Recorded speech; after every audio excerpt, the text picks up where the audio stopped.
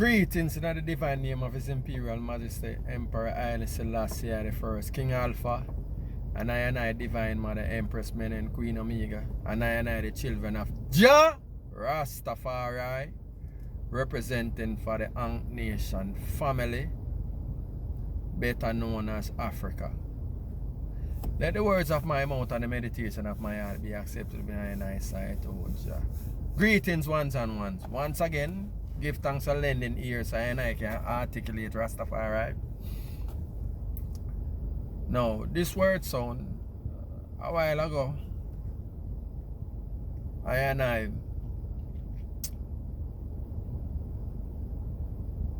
tried out in the street, yeah. I do what I do for earn an honest dollar. But nonetheless, while I drive and thing,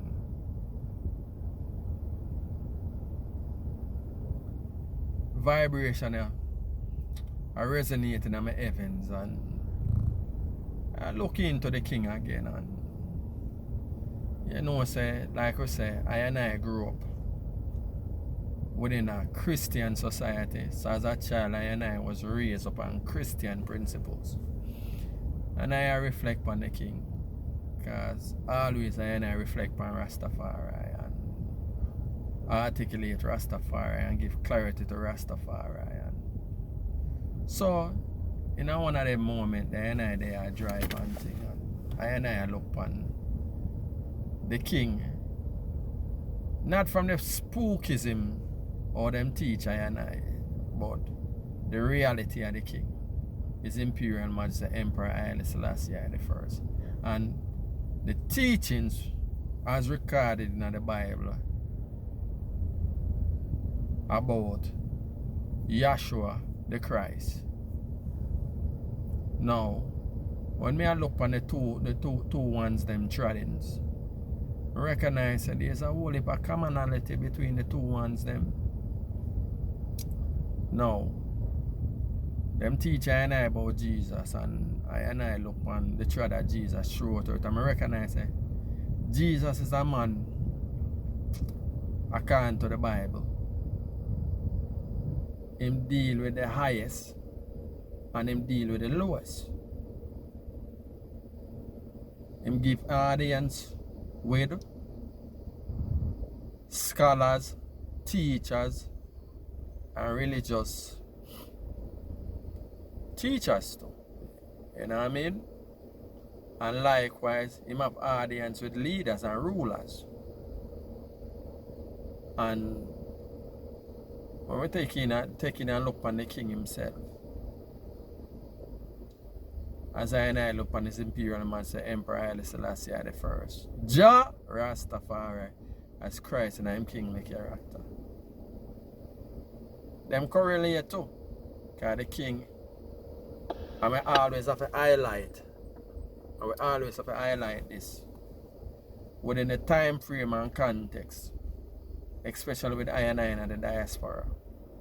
And in the world in general, not just the diaspora, in the world in general.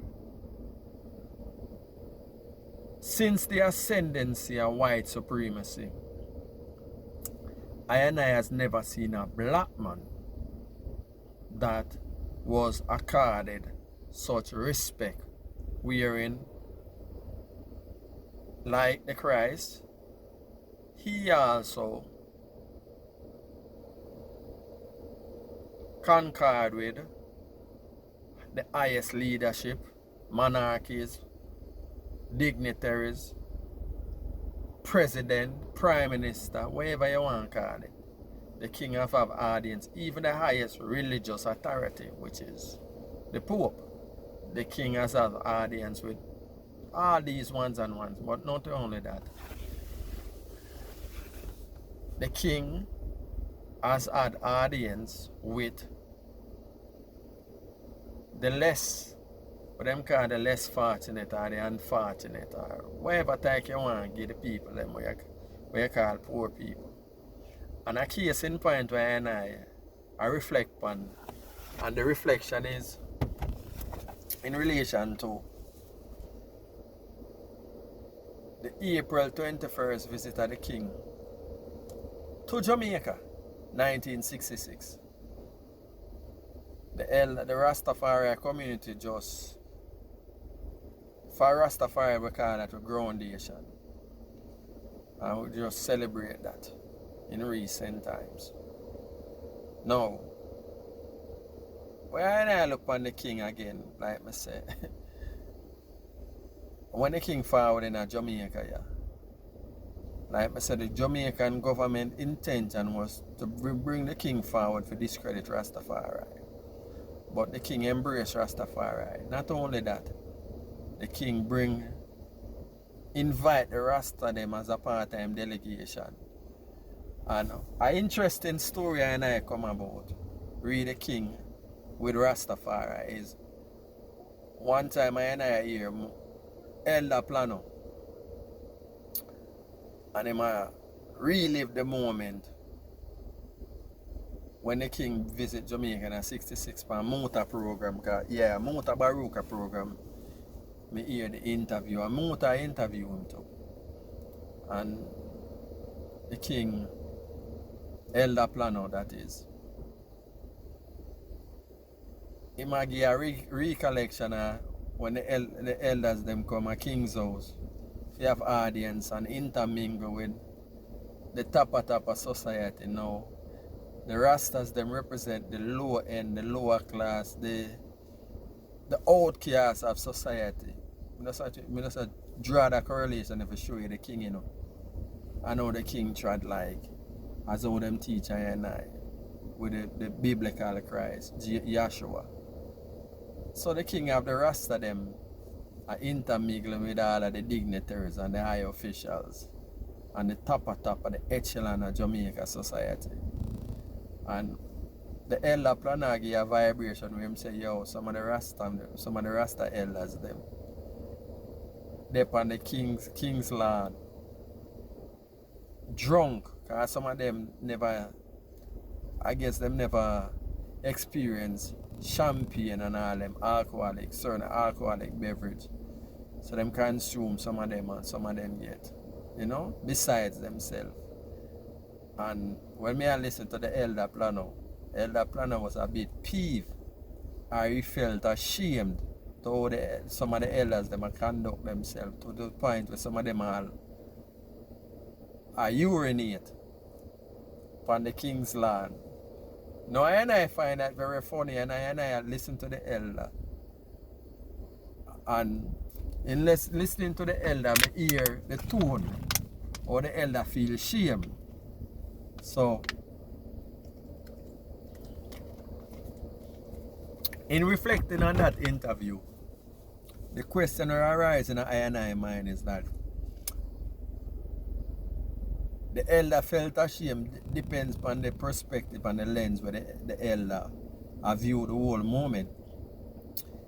If the elder look upon it from rubbing shoulders with dignitary and officials and know him as a representative of the Rastafari movement and see him colleagues them, the heights them, to feel mine. And again, you know, maybe all them colonized mine too. Him felt ashamed because the elders them are desecrated king's land. You know what I mean? If you look upon it through that perspective, then I can see why I feel shame. But what if the elders them were urinate all over the place and look upon it as them are desecrate and a disrespect because them not feel them want them, the king invite them, yes, and them love the fact that the king invite them. But why if them look on the king's land as part of the oppression and urinating upon it for them if you disrespect the moment, disrespect the echelons of society, we feel like say they should feel privileged, and them not look upon that as a privilege, because at the end of the day them recognize it's just a moment. It's momentarily, and the only reason why them there is because the king endorsed them and allowed them to have a moment in a space where they would have never been able to set foot on the side of the king's house. And if they even attempted to without the king endorsement, them not get beaten. So maybe the elders them, elder plan and look on it through the lens of colonialism, respectability. You know what I mean? While the elders them we are do them thing. Most probably I look upon it as a moment for desecration and disrespect the oppressor, are the symbols of their oppression. Because King's House is the symbols of Rastafari oppression. So you know, it's just a vibration that resonates through and I, you know. Groundation on the April 21st, 1966. With Rasta, like Chris Cardit said, desecrate King's House. Add some look of humor to the thing, you know what I mean? And once again, I drive and pull over through the sound I resonate in eye heavens, and I look upon His Majesty trod in him flesh, in him humanity, and according to the biblical pronouncement and the Christ trod, or the two of them trod similar. Them go different places, and everywhere them go, respect is accorded to them. And what stand out between the two of them again is in a them transition, they was betrayed by their own. His Majesty, by the scribes and Pharisees, were bring charges upon him, Yahshua the Christ, in front of the Roman government, and ends the crucifixion where Christianity revered today. And now His Majesty in Ethiopia, 1974-75, thereabout. August, them say, the Derg, junta military government, communist government, overthrow the monarchy. And them say at that space in time, them allegedly are supposed to murder the king. So the correlation again, the two men them have audience with the highest echelons of society and the lowest of society, and the two of them get betrayed by their own.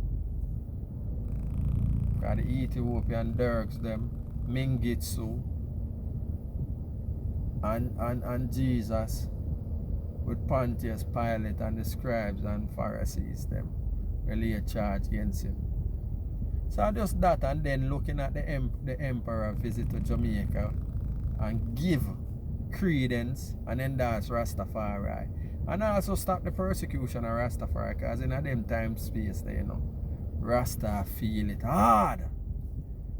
The trial and tribulation of a Rasta man is real, and I like now, like I say more while when I look on these ones and